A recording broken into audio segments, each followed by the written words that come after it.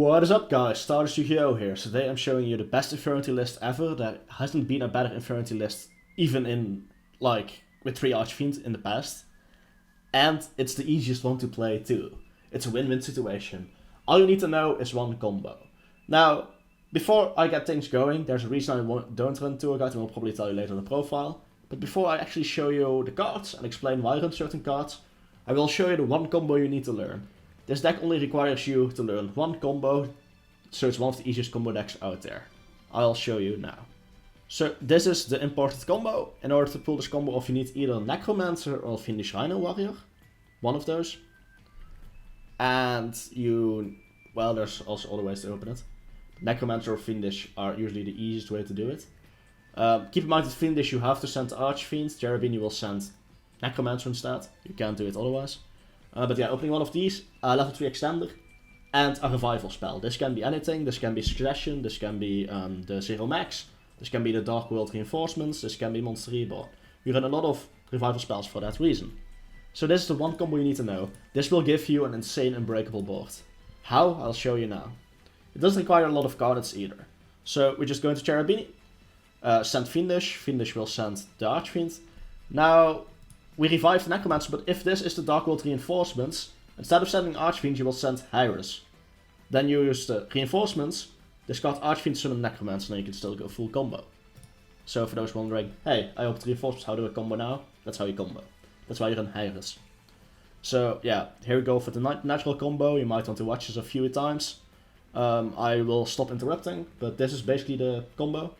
One thing to know is that if I ever go into Sayuja, it's probably with 4 materials. I don't need to draw, but you can draw. It's a free extender if you can. So keep that in mind as well. I don't ever draw in this combo showcase, but naturally you would probably draw. Although you don't have to. If you don't want extenders, that's fine too. So now we could just go off. We need a Mirage in the grave and we need Avenger. So now we will search the Avengers. We can make 100 eyes.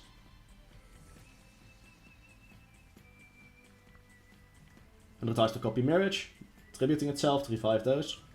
Now, this is what makes my take on the deck special. This specific combo, I've showed it before on the channel, I believe. Here it does matter what you search the barriers. Here we go into Hulk, and this is where Wildcat comes in. The only reason we run Wildcat is because it's a level 3 tuner that's also a target for Hulk. And of course an Infernity. It's the only reason. We don't run it because of its effect, keep that in mind. That's why I only run 1 copy, you don't want to open this, it's a bit of a gauntlet. That's why arguments could be made to run more cards, instead of cutting it down to 40. Anyways, we go to Levier, get back the Mirage. This combo also shows where you only need 1 Mirage. I see a lot of people still run 2 or 3 Mirage. It's not needed. We go full combo, insane full combo, with just 1 Mirage. So here we get another copy of Barrier, we go to 100 eyes again, using the same Mirage. Now we get back to Cat and Necromancer. To naturally go into another copy of Levier. This will search your 3rd barrier, by the way. Levier will get back the Mirage. Now, if you want to experiment and for some reason you want to run an additional Infernity Break, please don't run Suppression, that card is garbage. I will hunt you down if you do that, just kidding, I won't. Legally, that's a joke. But yeah, you could theoretically link off Archfiend and Levier into something like the Masquerena or whatever link to you desire. And then revive Archfiend here, where you would revive the... But then keep in mind you don't have an attack position Infernity, so that might just not be that good after all. Then again, you could just turn those 2 into Arclight, or could go into a Doom Dragon, it's whatever you want. But yeah, right now we just run this combo. Watch this back a few times to learn the deck. This is the only real combo you need to know. The only other things you do is basically variants of this combo going towards the same path. So, just from that basic hand, which you can do pretty consistently, the entire deck has been built around that hand. You have a 4 material Appaloosa. Let's say you can safely use 2 negates before it gets run over. Okay, that's 2 negates. 3 barrier, that's 5 negates. Savage Dragon, that's a 6 negate. You cannot play Yu-Gi-Oh! Against this deck. Well, I mean, what are you gonna do? Dark Ruler no more? Barrier. Forbidden Droplets? Sure, you need to discard the trap, otherwise I can still negate that shit. Evenly Matched? Negate. Kaiju? Okay, you Kaiju this, then you still have Appaloosa with 4 materials and Savage Dragon. In the case of an extender, you can just revive another attack position Infernity. Well, just run over Archfiend, then I try to play. Okay, run over Archfiend, Patriarch, banish itself to protect. This board is near unbreakable and this is very consistent. So yeah, let's dig into the actual deck showcase, the deck profile part.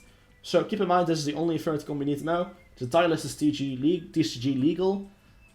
New support is coming out at Infernity stage. You do not run that shit. There's no reason to run those cards.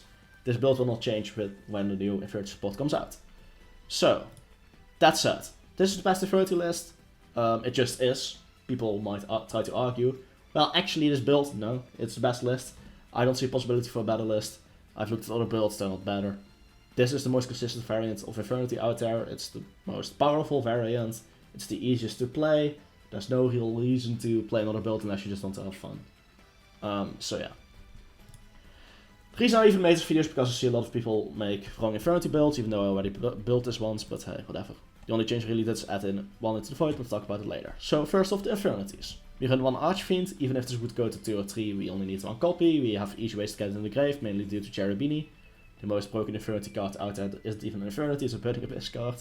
One Patriarch, you search in your combo, running multiples would just be stupid.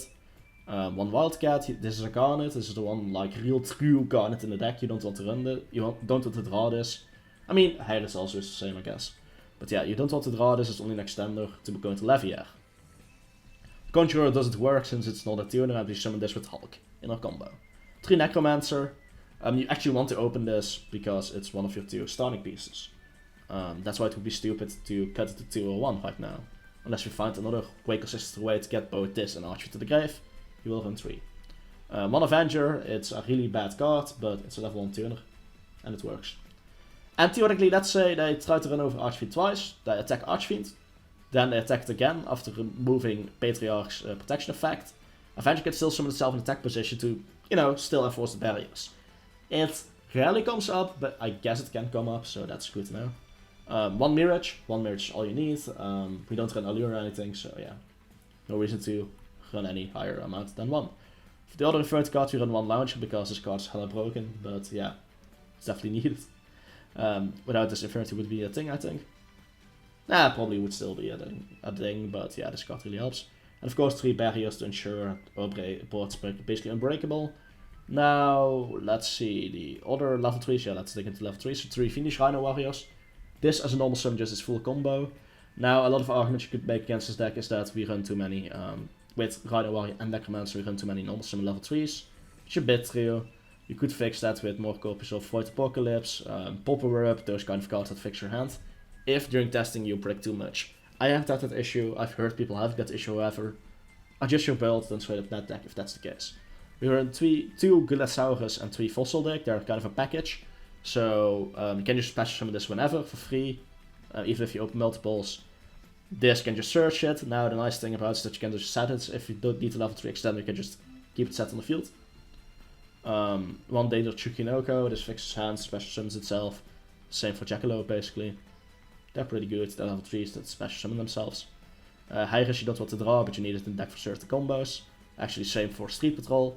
You never really want to use this, but some hands require you to use this. Especially ones involving Charge into the Dark World can require Street Patrol. So the card is here for a reason, but usually you don't really you don't want to ever use this, but some hands just require it. That's something I get often testing. 2 Kakamusha Knighthood and 1 Reinforcement of the Army. Another one of those packages that has a searcher, that's something I always like. When you normal summon level 3 monster, you can just special summon it from your hand. And it's another level 3. I like it. It's also a dark if you want to roll Allure. 3-0 max, best Infernity card out there almost. None of the negatives apply to you, it's just a non-once per turn monster reborn. You just get back Necromancer which revives something else and then you can just go full combo, it's extender. Let's say somewhere in your combo you die Ash, Veiler, or Permanent your Archfiend, or hell you get Nibiru. This can revive Necromancer, Necromancer revives Archfiend. Worst case scenario, you can search a barrier from there and then at least have your barrier alive. It's better than nothing. This is like your counter against hand traps. And a lot of people talk about suppression when I talk about hand traps. Here's the thing, suppression doesn't actually stop hand traps. Most hand traps will play through Infernity suppression. This card is nothing. You're an absolute idiot if you run this. This card is noob bait, and honestly, if you ever see this in a build, you know the deck builder doesn't know what they're doing. Just like this card. In actual Infernity builds, this card has no usage. If you run this, you're an idiot. You don't know how to play Infernity, you don't know how to pilot it, you don't know how to build it. Please watch the combat video at the beginning of the video again. Tell me where Doom Archfiend is useful. I can't see it, you probably can't either. That's right. Also, tour guide to quickly gonna talk about, because I get this question quite often. Why don't I run a tour guide? First of all, it's an additional normal summon. This definitely bricks hands. And this just eats Veilers, Imperms, and Ashes for no reason. After the initial combo, nothing can be, like in our initial combo, like the one I showcased, I'll showcase for a second. Like in this combo, look at the startup.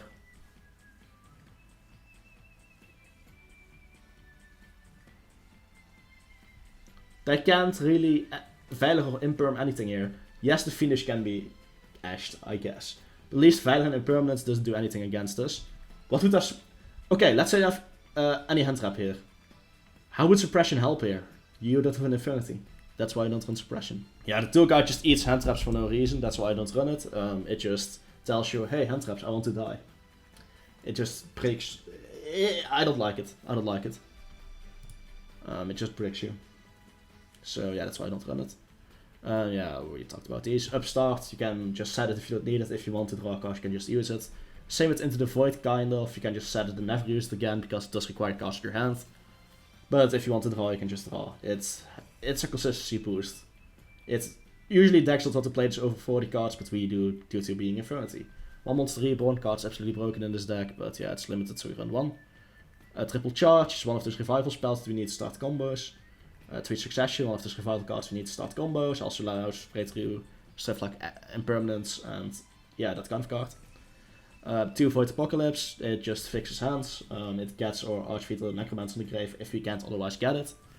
Kind of nice, but yeah, opening multiples definitely will break you, that's for sure. And if this gets ashed, it's usually hard to still go full combo. That's why I don't like it too much, but it does fix certain hands. It's a consistency boost.